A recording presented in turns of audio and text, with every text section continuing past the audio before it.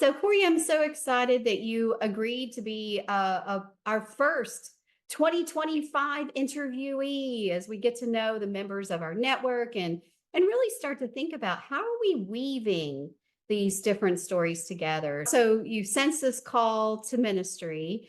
Ministry and community building are kind of like twin sisters, right? Like in the church, you're cultivating community. But somewhere along the way, you kind of discern this call to community building outside the walls of the church. So, what kind of helped you discern that? It was really, I mean, probably early in ministry where I sort of realized like what the point is that the church should be serving the community, really looking back at like the early church, the Acts, the first church they talk about in Acts where people were just helping each other out and really thinking of a church more like a community center, is what first started leading me out there. And and then planting a new church, you're starting from scratch, and so there was a real need for getting out and finding our place in the wider community and be figuring out where as a new church community we fit in, and what we can bring, and how can we connect the great people and resources that we know of, to one another. So yeah, it's been a journey that we're still on.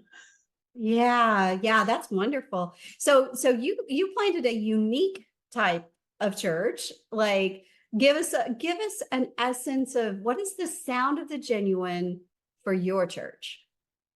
Church in the Wild is focused on connecting with and caring for creation, and that was sort of our unifying idea that started bringing people together. But very early on, we had someone come for the first time, and it was so beautiful. They told us who our true identity when they said, I've been my whole life I've felt spiritually homeless, but coming here it feels like I found my home. And that in that moment I just thought, oh, thank you so much. Yes, that's what this is, beyond a wild church, beyond a sort of an alternative to traditional religion. We are creating a home community for people that feel like they're spiritually homeless, like they don't fit in other places. And so that to me is the sound of our genuine, that we're connected with nature, and we're this home for those who feel homeless, in terms of having a spiritual community. That's wonderful. So, what are some of those challenges that you've faced in trying to stay true and grounded in what you set out to do and be?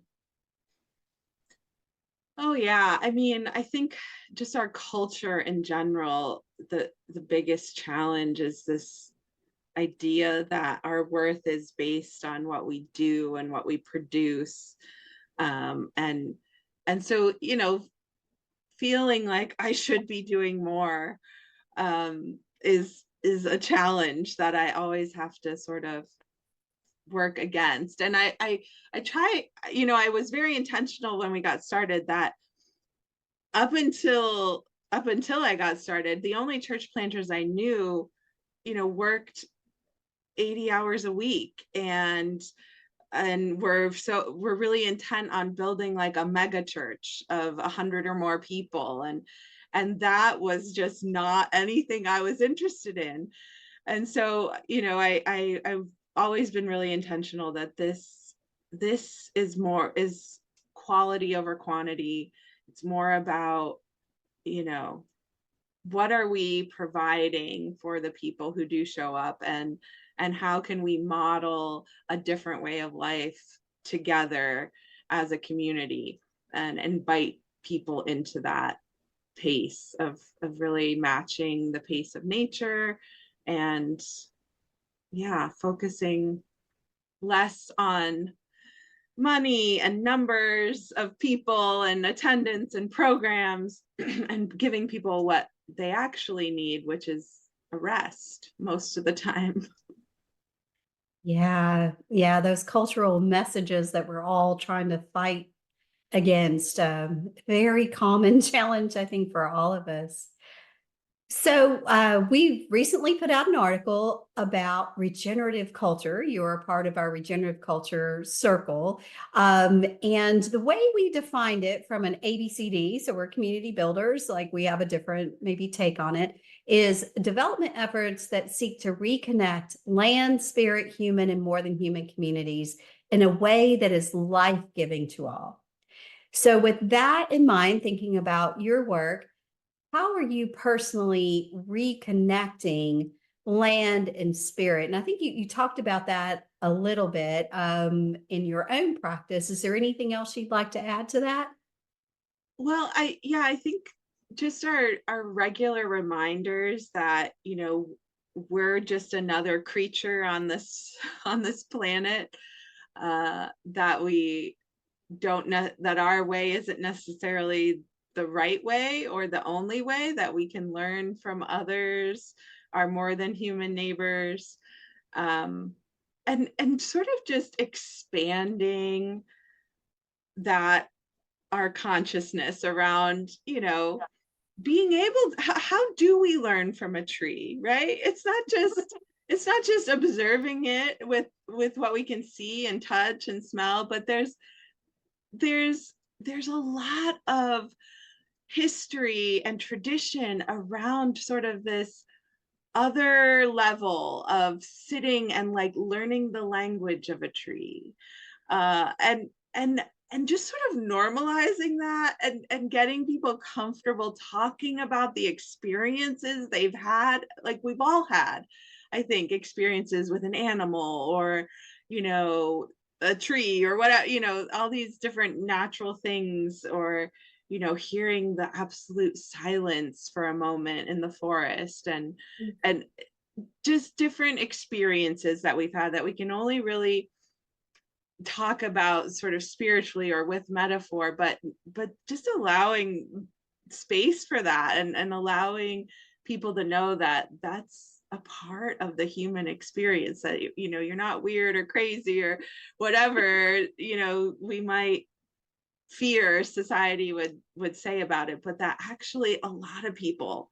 most people, have had those kinds of experiences, and that's what's drawing so many people back out into nature. And so really, yeah, trying to cultivate that, normalizing those spiritual mystical experiences, I think, is an important piece of what we can do as part of this wild church movement. So you're in upstate New York, Mm. and it is cold there part of the year, right? So first tell us, what is your rhythm that you follow with the seasons, and then walk me through what it would feel like if I were coming into your community when y'all are actually practicing in the forest. Sure. So yes, at this time of year in January, we are in our hibernation. So we meet together on Zoom, and we, take advantage of this technology that we have, that we can all join together from the warmth and comfort of our own homes, and people from all over the country and all over the world join us, which is really cool, to be able to hear from other people. And then for February and March this year, we're going to be meeting, but indoors, and in the city. Um, so we're at another church's chapel in the afternoon at 4 is our standard meeting time. And then in April, we will return to our sacred ground at Sky Lake Camp and Retreat Center. Um, we have a great relationship with the folks there, and are able to meet outdoors whenever possible. And when it's a little too cold or raining, there's spaces where we can be on a big porch or indoors with windows looking out at the lake. So we do our best to be in nature and to create kind of a almost a mini retreat experience every Sunday. So you come out of the city, you drive on a dirt road, you get to a lake, um, and we just gather in a circle. We welcome each other. We acclimate ourselves to the space. We might need a blanket or some shade or bug spray, and we just try to prepare ourselves to be a part of whatever's going on outside in that space. And we have a poem and some wisdom. We take wisdom from many traditions and from many sources, old and new. So it might be ancient wisdom from scripture, or it might be modern quote from a book that is really important and meaningful on whatever topic we're discussing.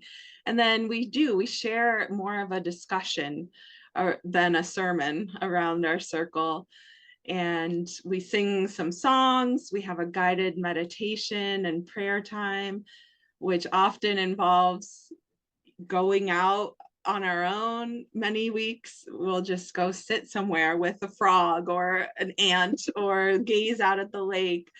And so we do try to really listen, to practice, those instructions, to listen to nature, be together, and we share our celebrations and struggles and how we can support each other. We share our intentions for the week ahead. And we do use a Celtic blessing to send ourselves off. And except on the first Sunday of every month, we have a wonderful potluck that we share as sort of our communing together. And we break bread and share delicious, nourishing food.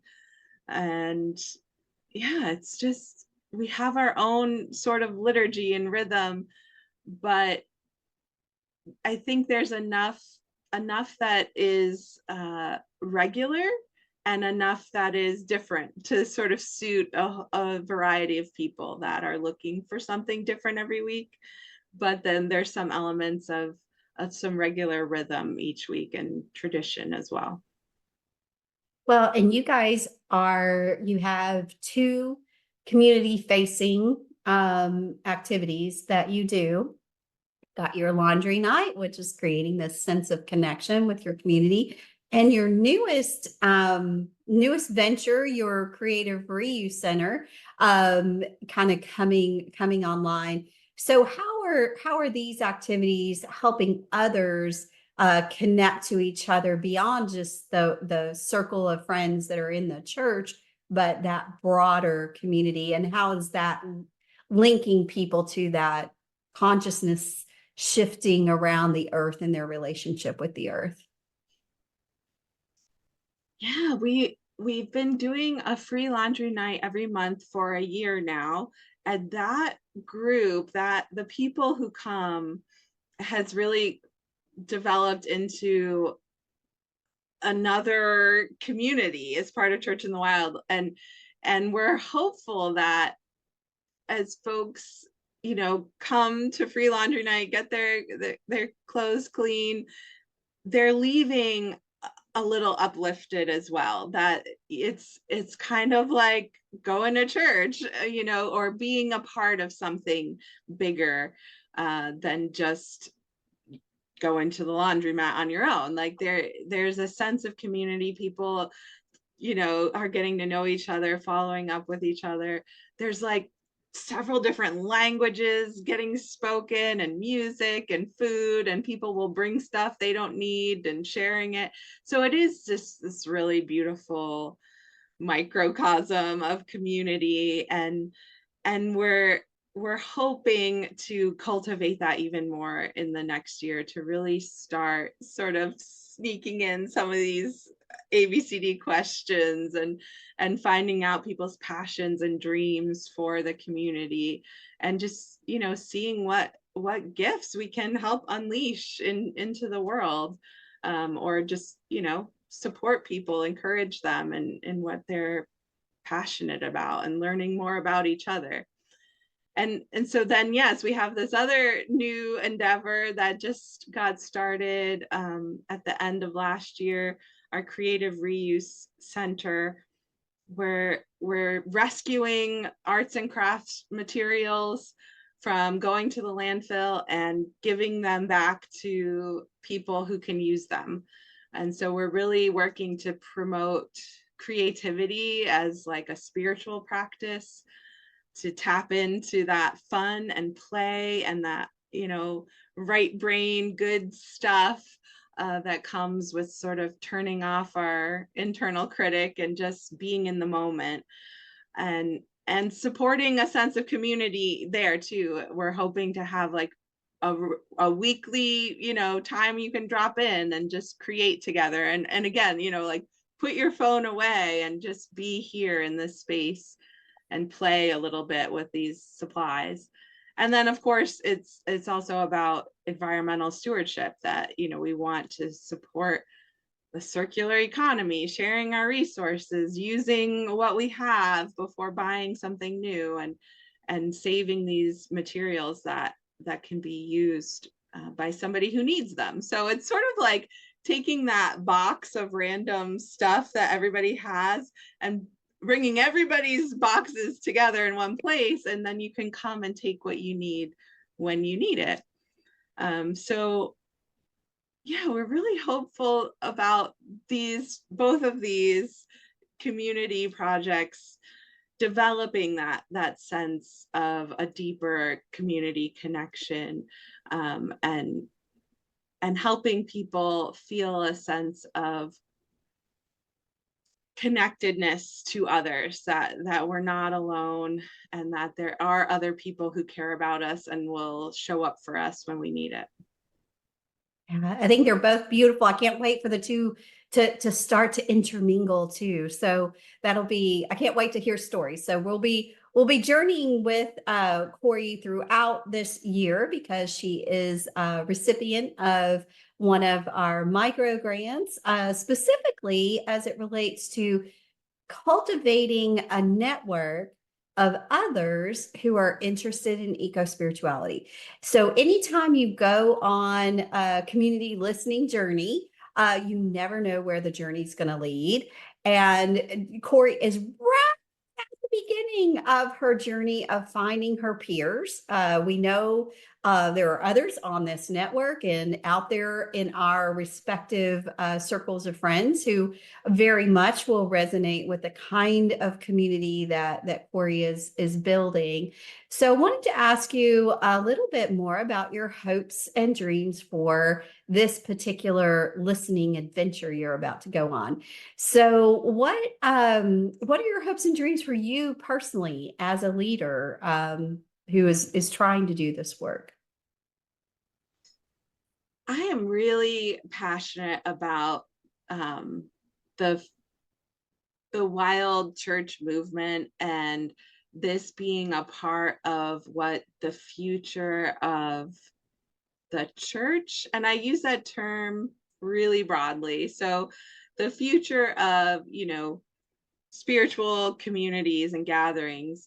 I think the wild church option is a really strong one as we move into sort of the great unknown of the future, and we're, in this new millennium, and seeing the need for new slash ancient ways of being together in a spiritual place, joining together. I know so many people who do their spiritual life on their own, and they just make it work, and that's incredible to me.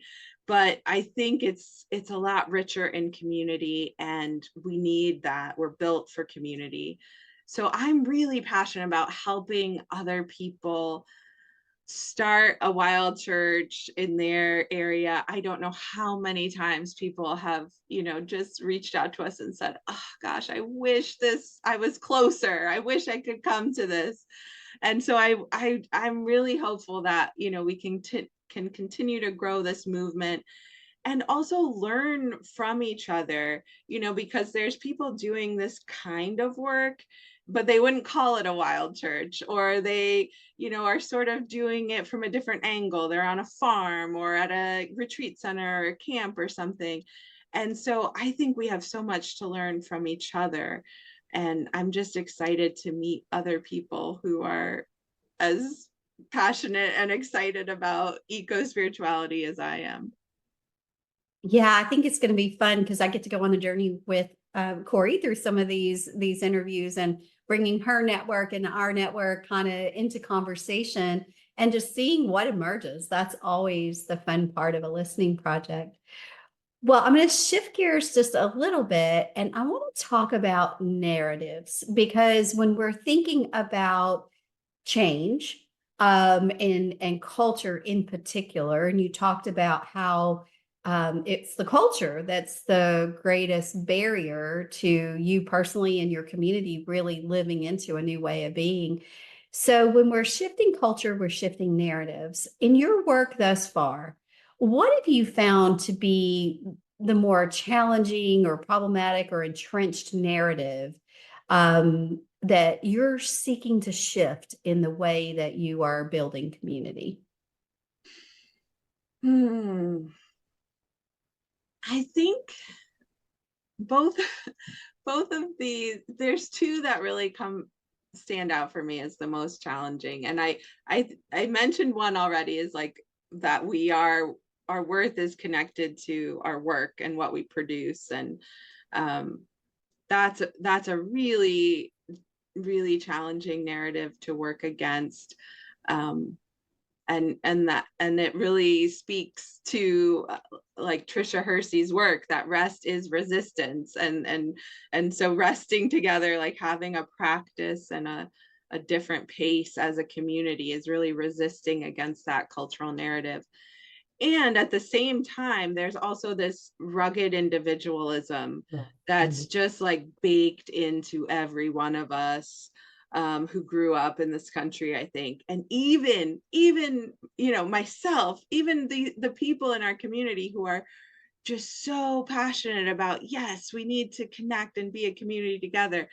As soon as it's them who needs help or is in crisis, they're like, oh, but they're hesitant to ask for the help. They're hesitant to say what they need. And that's been such a revolutionary idea for me, is just to say what you need. And the people who love you want to know what that is. And they want to be able to provide if they can. And we get ourselves just tied up in knots, I think, when we're so afraid that, oh, we need help, oh goodness, or why, I read this great article about how we get down on ourselves, like, I can't get motivated to clean unless I know friends are coming over. And the person was saying, well, of course, like that is our motivation to clean when friends are coming over. Like, self motivation is like a scam. Like, we are communal beings. We have to have that built in accountability and community. And like, we have to be able to ask for help when we need it. And I think, we're going to need to be doing that more and more for each other in real life, like connections, reaching out to people and just saying what it is we need, and being able to trust that that's okay, and we'll have the opportunity to do that for the next person, that it's all reciprocal. So, in thinking about these entrenched cultural narratives, like the way that we dismantle them is by telling counter stories, examples. So, if you were to think about, you have those two entrenched narratives, can you think of like one counter story, one small story that pushes against those narratives that you could like start to chip away at them? Are you, if you were to write a different narrative for that one, a preferred narrative or an emerging narrative that you would want people to hear and feel and be a part of through your work, what would you name it? How would you my worth is in my work, what would a counter or emerging narrative be? Again, I'm borrowing words and phrases from Trisha Hersey, who says our divine right is rest. That Mm. that is our divine right as human beings. And even biologically, we're apex predators. What do other apex predators do most of the day? Sleep. If you think about lions and elephants and like these other, yeah, at the top of the food chain, they're hanging out. They're playing with their offspring. They're tending and carrying the kids together, and they're lounging and eating, and then they have to go hunt and they use a lot of energy and then they rest. Like it's this really beautiful rhythm. And I think about how humanity could just be making art and eating fruit on the seaside, and yet we've invented all these things that we have to do. And for me, I'm really passionate about, like, we make the rules. And so if how things aren't working for the majority of us, then we can change how things are. We just have Oh, to do it together. I love that. We make the rules, we can unmake the rules, we can make new rules. So our last question is, what would you like, want, or need to make your efforts wonderfully successful?